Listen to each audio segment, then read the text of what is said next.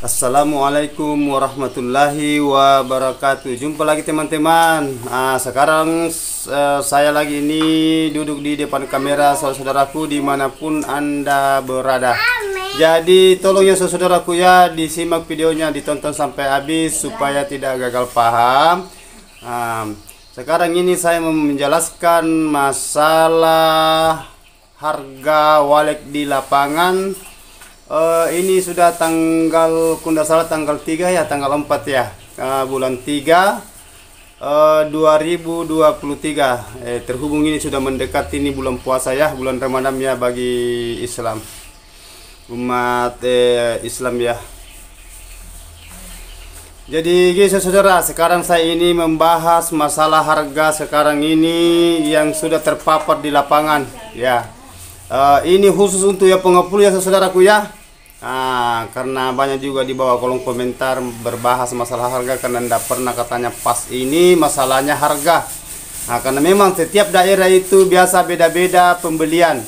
Tiap daerah, maksudnya tiap provinsi. Apalagi kalau satu di Sulawesi, satu di daerah Jawa, satu di Manado, yang jelasnya pasti ada beda ya kalau pedagang. Ya, namun beda sedikit ya, yang jelasnya beda.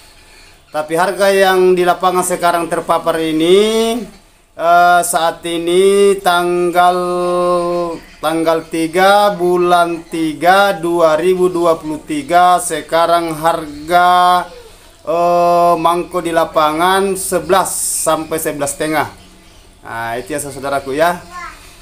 Jadi ada yang mengatakan juga 11 bang sampai 12. Jadi itu masalah harga. Ini kita berbicara masalah harga di lapangan.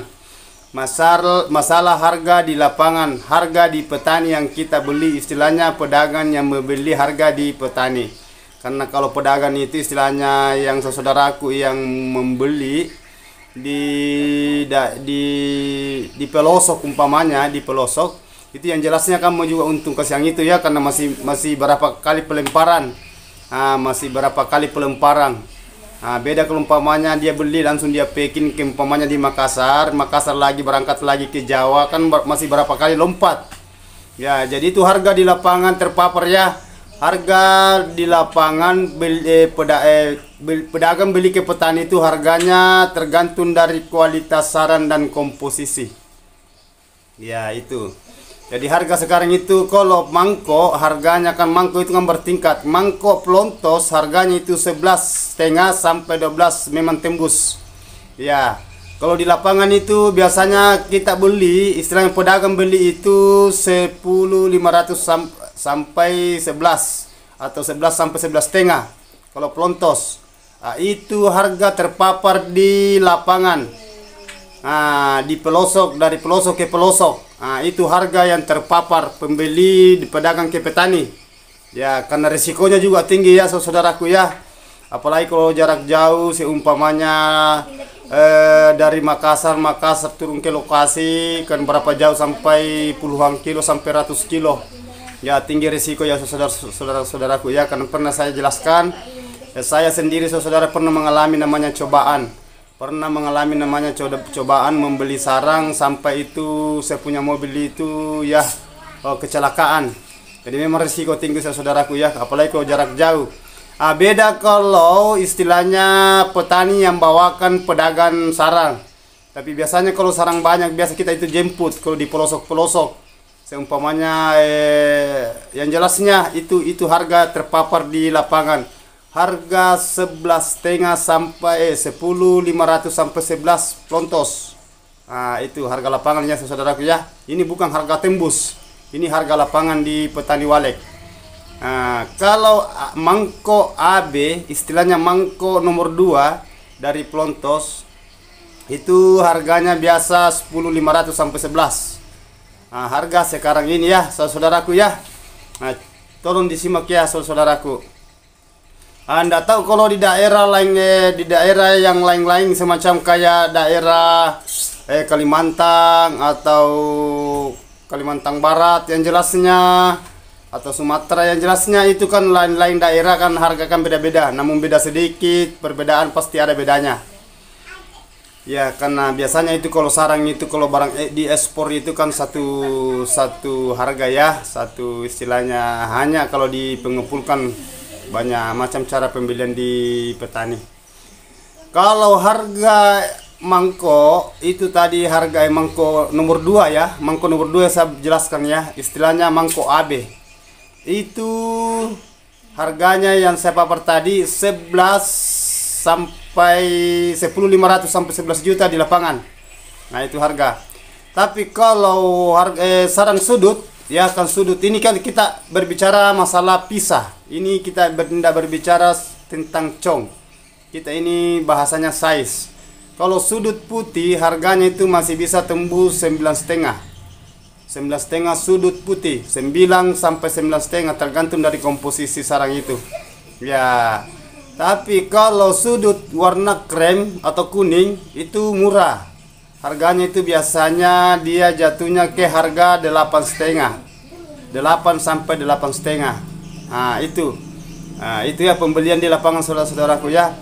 Tapi kalau harga sarang bakpao, sarang yang sudah lama baru dibuka sampai dia tebal, warnanya kuning, banyak bulu, biasa warnanya plek, istilahnya dia banyak plek. Itu murah lagi. Nah, bakpao sekarang itu 5 juta sampai 5,5. Bakpao. Ya, sarang bakpao di lapangan. Nah, itu putih, bakpao putih. Itu 5 juta sampai 5 juta 500. Ini berbahasa pembelian di lapangan ya, dari lokasi ke lokasi, pelosok. Nah, terkecuali bakpao kuning, bakpao krem. Itu bakpao kuning atau bakpao krem itu murah lagi. Nah, akan bertingkat-tingkat, banyak warnanya ya, bervariasi juga itu sarang mangko, sarang bakpao. Ada warna putih, bakpao kreng, bakpao kronis. Nah, kalau bakpao putih itu tadi harganya saya tanya ya, harganya 4,5 sampai 5 juta bakpao putih.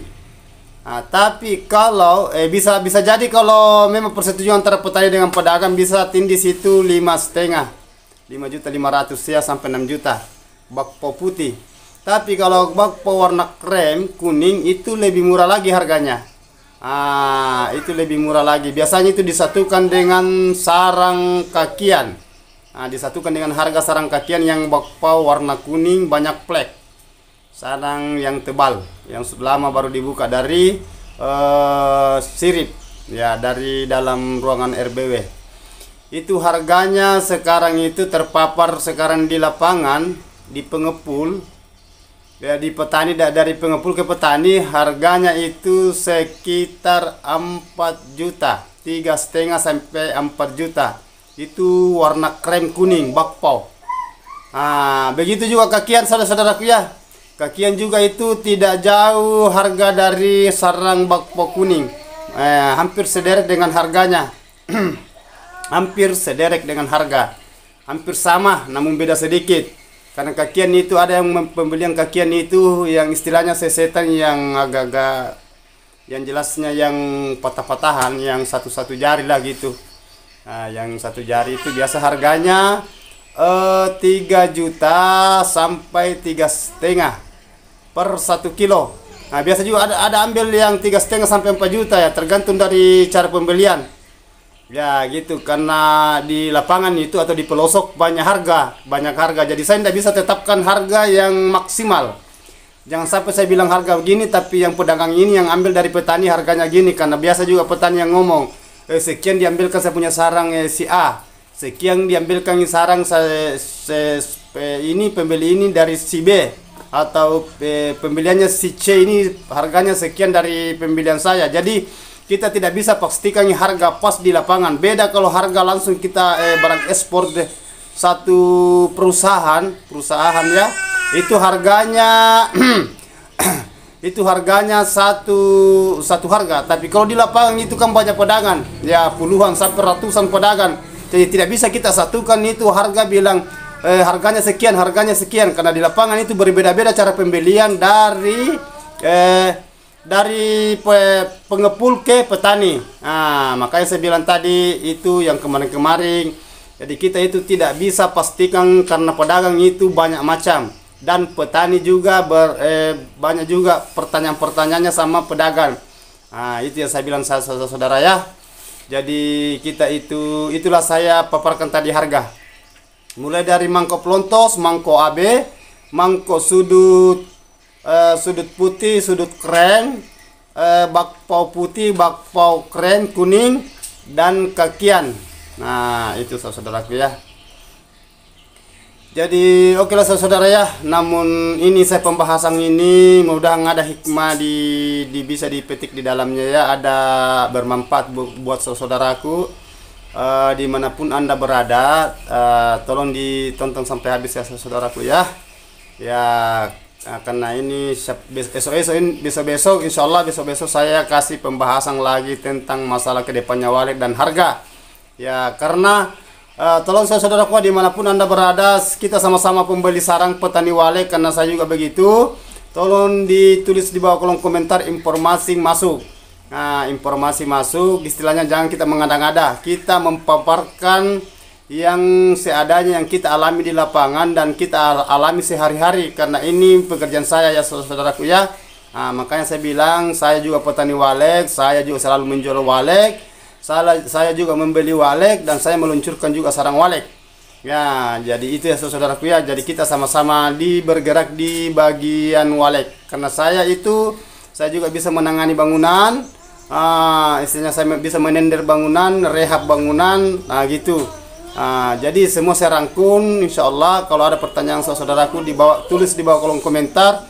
Nanti saya jelaskan sama apakah saya balas secara tulisan atau saya mempaparkan lewat konten saya dengan lisan.